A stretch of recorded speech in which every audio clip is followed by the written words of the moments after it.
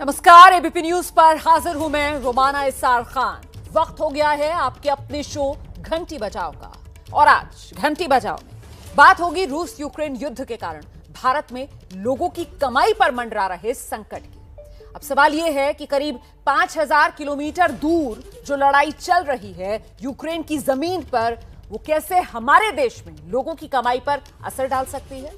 तो इसका जवाब बड़ा सीधा सा है, युद्ध के कारण कारोबार पर असर पड़ने वाला है। भारत का एमएसएमई सेक्टर करीब 11 करोड़ लोगों को रोजगार देता है। इस सेक्टर से जुड़े लोग जो सामान बनाते हैं वो विदेशों में निर्यात किया जाता है। रूस यूक्रेन की लड़ाई के कारण इन दोनों देशों में होने वाला भारत का निर्यात, उस पर जाहिर सी बात है असर पड़ेगा।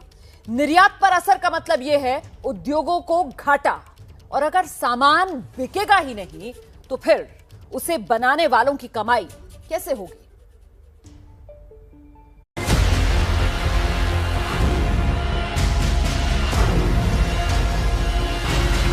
हम सब लोगों से ये कहा गया है कि बिल्डिंग में फायर अलार्म एक्टिवेट किया गया है, और उसके साथ ही लोगों से कहा गया है सभी जो इस इलाके में हैं कि वो नीचे बेसमेंट की तरफ चले जाएं।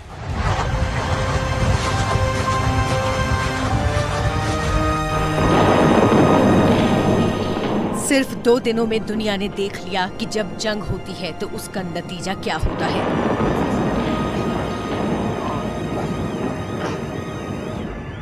पुतिन कहते रहे कि उनका ये ऑपरेशन यूक्रेन की सरकार और सेना के खिलाफ है, लेकिन रूसी मिसाइलों ने जब हमले शुरू किए तो कितने ही घर और जिंदगियां तबाह हो गईं।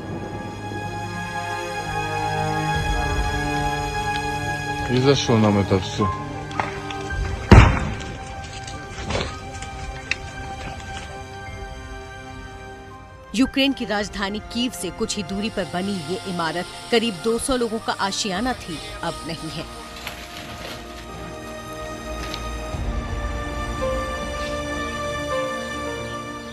तबाही का ये मंजर बताता है कि पिछले 48 घंटों में यूक्रेन में क्या क्या हुआ।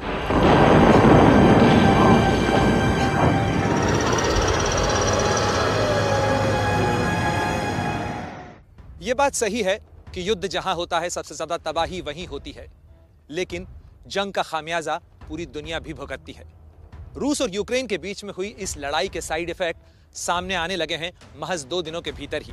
कच्चे तेल के दाम लगातार बढ़ रहे हैं, और निश्चित रूप से ये दुनिया के लिए एक नए आर्थिक संकट की आहट है जिसका खतरा लगातार बढ़ता जा रहा है।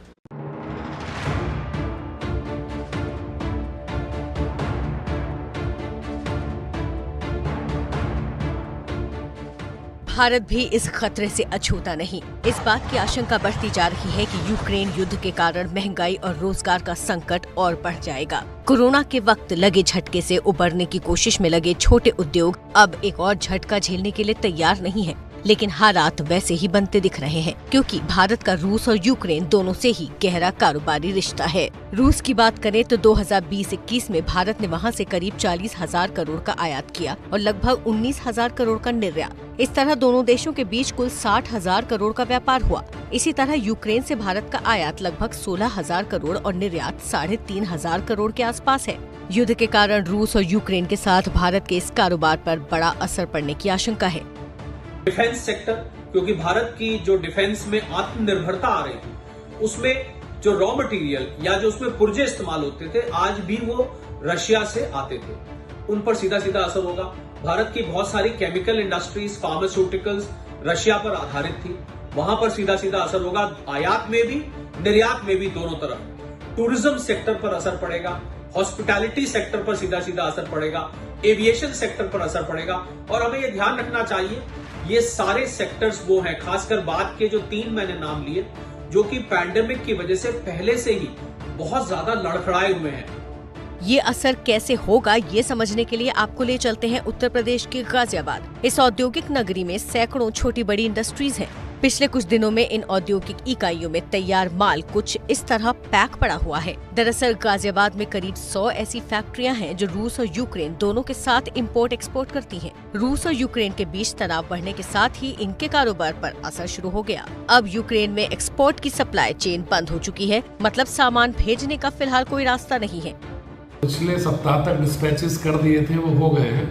अब इस सप्ताह कोई भी बुकिंग वहाँ के लिए नहीं हो रही है। ये वॉर रोकना बहुत जरूरी है। 8-7 दिन ऐसे ही बीत गए तो 100 करोड़ के लगभग एक्सपोर्ट प्रभावित। कई दिन चल गया तो धीरे धीरे प्रोडक्शन बंद करनी पड़ेगी।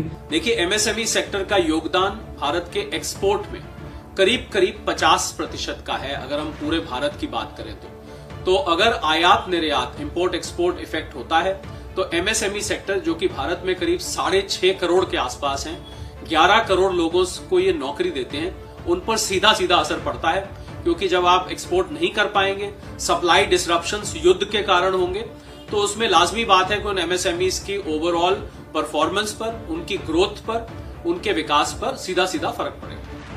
रूस और यूक्रेन की लड़ाई में फार्मा कंपनियों को भी बड़ा झटका लग सकता है। उत्तराखंड में 300 से ज्यादा फार्मा कंपनियां हैं। ये कंपनियां रूस यूक्रेन को दवाओं का निर्यात करती हैं और इन्हीं देशों से दवाओं के लिए कच्चे माल का आयात भी करती हैं। युद्ध के कारण एक तरफ कच्चे माल का संकट बढ़ गया है और दूसरी तरफ निर्यात रुकने से कई कंपनियों का पैसा फंस गया है। इन कंपनियों का कहना है कि अगर हालात जल्द नहीं सुधरे तो दवा कंपनियों को भारी नुकसान उठाना पड़ेगा। रूस और यूक्रेन के साथ भारत का दवा कारोबार कितना बड़ा है, इसे ऐसे समझिए कि 2020-21 में भारत ने रूस को करीब 3,500 करोड़ के फार्मा उत्पाद एक्सपोर्ट किए और यूक्रेन को लगभग 1,200 करोड़ के दवाई उत्पाद निर्यात किए।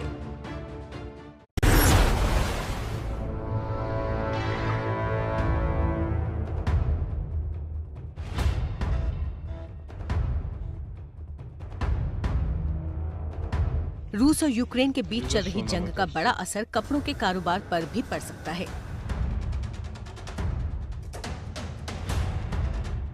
भारतीय निर्यातकों के लिए यूरोप रेडीमेड गारमेंट्स और कॉटन टेक्सटाइल का बड़ा बाजार है। खास तौर से रूस के साथ भारत का सालाना करोड़ों का व्यापार है। यूपी में नोएडा रेडीमेड गारमेंट्स का हब बन चुका है। यहाँ सिल्क, जूट, टेक्सटाइल, होजरी और गारमेंट्स से जुड़ी करीब 4,000 छोटी बड़ी फैक्ट्रियां हैं, जिनमें लाखों की संख्या में मजदूर काम करते हैं। रूस यूक्रेन के तनाव का असर इन कारोबारियों पर भी दिखने लगा है। इन लोगों को अब अपनी पूंजी फंसने का डर सता रहा है। हमारा माल भी काफ़ी तैयार पड़ा है जो हम अब भेज नहीं पाएंगे शायद, और जो हमारे बायर्स ने लेने से मना कर दिया है फिलहाल, और आगे के भी जितने ऑर्डर्स हैं वो भी उन्होंने सब रोक दिए हैं। काफ़ी ज़्यादा नुकसान होने की भी हमें आशंका है। नोएडा के सेक्टर 63 में स्ट्रेंज एक्सपोर्ट्स के नाम से चल रही गारमेंट फैक्ट्री में तैयार माल यूरोपीय देशों के साथ साथ रूस और यूक्रेन में भी एक्सपोर्ट होता है। यूक्रेन पर रूसी हमले के बाद से यहाँ काम करने वाले कर्मचारियों से लेकर मालिक तक को ये चिंता सता रही है कि आने वाले दिनों में कच्चा माल महंगा हो सकता है और एक्सपोर्ट पर भी असर पड़ सकता है, जिसका नुकसान इन लोगों को उठाना पड़ेगा। अगर हफ्ता 10 दिन और चल जाता है तो ये हर कारोबार पे हर जगह पर फर्क पड़ेगा, चाहे वो यूरोप हो चाहे वो अमेरिका हो। ये तकरीबन जो है ये कारोबार आधे से नीचे आ जाएगा। रूस और यूक्रेन के साथ भारत का सालाना करीब 525 करोड़ रुपए का कपड़ा कारोबार है। अनुमान लगाया जा रहा है कि अगर युद्ध नहीं रुका तो सिर्फ नोएडा में ही गारमेंट इंडस्ट्री से जुड़े कारोबारियों के करोड़ों रुपए फंस सकते हैं। एक अहम चीज है वो है कि रशिया को हम लोग यहाँ से $250 मिलियन का माल एक्सपोर्ट करते हैं, जिसमें $60 मिलियन का माल हमारा गारमेंट होता है, और यूक्रेन को हमारी जो एक्सपोर्ट है वो $700 मिलियन की है, लगभग 5500 करोड़ रुपए। अगर ये युद्ध चला तो हमें बहुत फर्क पड़ेगा। नोएडा की तरह गाजियाबाद में भी कपड़े के कारोबार से जुड़े लोग परेशान हैं। साहिबाबाद की इस फैक्ट्री में जीन्स बनती हैं, जिसे यूरोपीय देशों में एक्सपोर्ट किया जाता है। इन लोगों का कहना है कि कोरोना के बाद से ही एक्सपोर्ट कंटेनर महंगा हो चुका है, जिसके कारण उनकी लागत बढ़ गई। अब एक्सपोर्ट पर ही खतरा मंडरा रहा है। अगर वो युद्ध आज भी रुक जाता है तो प्राइसेस का बहुत ज्यादा इफेक्ट नहीं आएगा, बट अगर ये लंबा चल गया तो इंडस्ट्री को बहुत तकलीफ आएंगी। कपड़ों के अलावा भारत रूस को 2,229 करोड़ रुपए की इलेक्ट्रिकल मशीनरी एक्सपोर्ट करता है, 1,119 करोड़ का आयरन और स्टील, 122 करोड़ के छुरी, चम्मच, कांटे एक्सपोर्ट होते हैं। इसके अलावा भारत यूक्रेन को 153 करोड़ के प्लास्टिक और उससे जुड़े उत्पाद एक्सपोर्ट करता है। कुल मिलाकर भारत के कई MSME यानी छोटे, लघु और मध्यम उद्योग निर्यात पर निर्भर हैं। इसीलिए युद्ध इन उद्योगों के साथ साथ यहाँ काम करने वालों के लिए खतरे की घंटी है। GDP पे अगर हम असर देखें ग्रोथ पर, तो 20 से 30 बेसिस पॉइंट्स का ग्रोथ पर सीधा सीधा असर पड़ता है। और ग्रोथ का मतलब है अगर ग्रोथ कम हो रही है तो लाजमी बात है कि उनका रेवेन्यू गिरेगा। उनका रेवेन्यू गिरेगा तो उनकी नौकरियों की छटनी होगी, तो इससे सीधा सीधा बेरोजगारी बढ़ती है। तो अब सवाल यही है कि क्या ये लड़ाई महंगाई के साथ लोगों की कमाई और रोजगार पर भी असर डालेगी?